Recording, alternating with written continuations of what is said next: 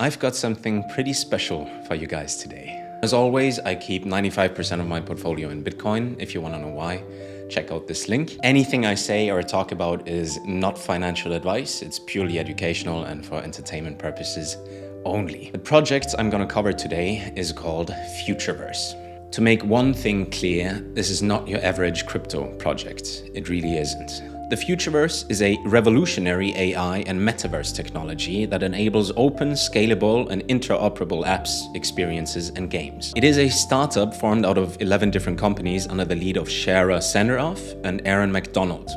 And not to go into too much detail, but both of them are heavy hitters. Aaron is a board member and advisor to more than a dozen venture companies around the world. He and his team have been building AI for 6 years, so this is not your ChatGPT clone, this is the real thing.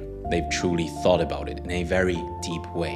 And Shara has been named one of Forbes 30 Under 30, Rolling Stone's Future 25, Fast Company's 100 Most Creative People in Business, Billboard's 40 Under 40, and esteemed woman in music. Her client roster includes Capitol Records, Atlantic Records, RCA, Spotify, Post Malone, Charlie Puth, Katy Perry, L'Oreal, the list goes on and on and on. Now, under both of their leads, they have managed to partner with FIFA, Warner Music, Ripple, Creative Artists Agency. That's like the biggest talent agency in the world. They represent everyone from Daniel Craig all the way down to Tom Cruise. But not just actors, everything in entertainment, for those of you that don't know what CAA is. They've recently partnered with Nvidia as well. I'm going to explain why in a second. And they managed to raise 54 million in a Series A round by 10T Holdings.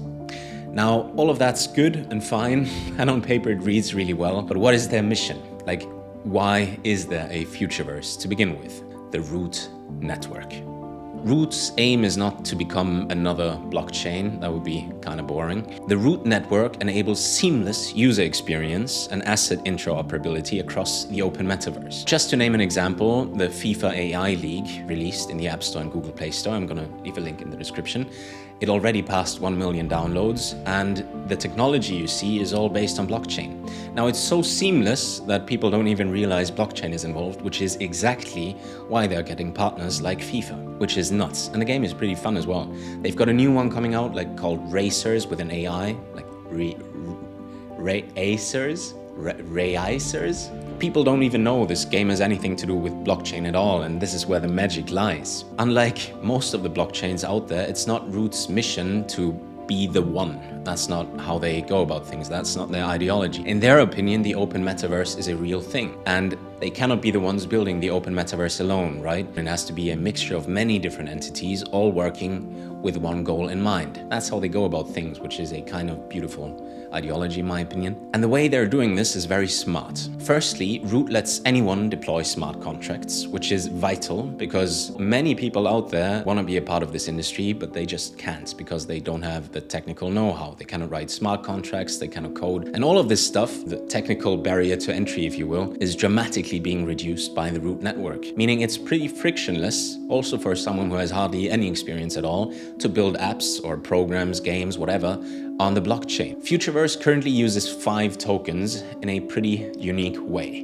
Now, first, we have the Root token itself. That's the underlying layer 1, that's the blockchain. This is what powers it all. So think of the Root network as the heart, basically. Then we've got Sylo. Sylo is the decentralized communications network. Think of it as the veins, if you wish. Then we've got Asto. Asto is altered state machine utility token.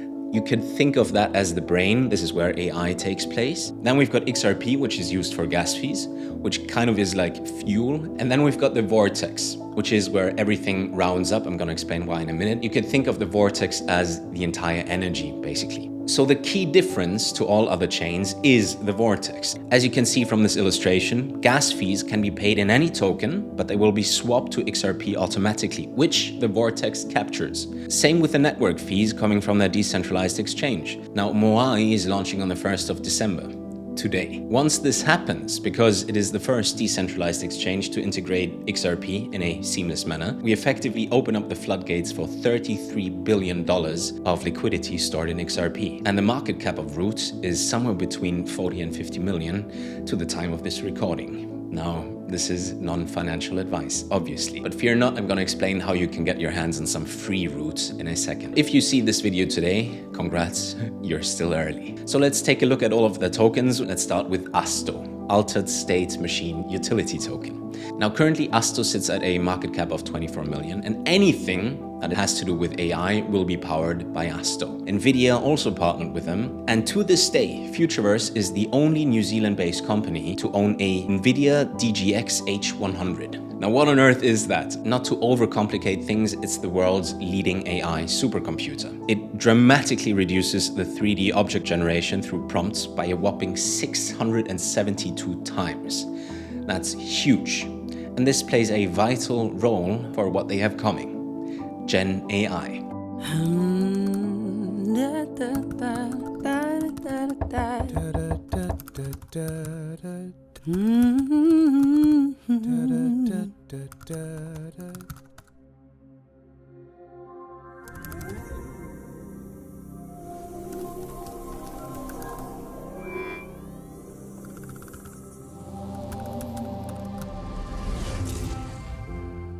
Complete insanity in my opinion.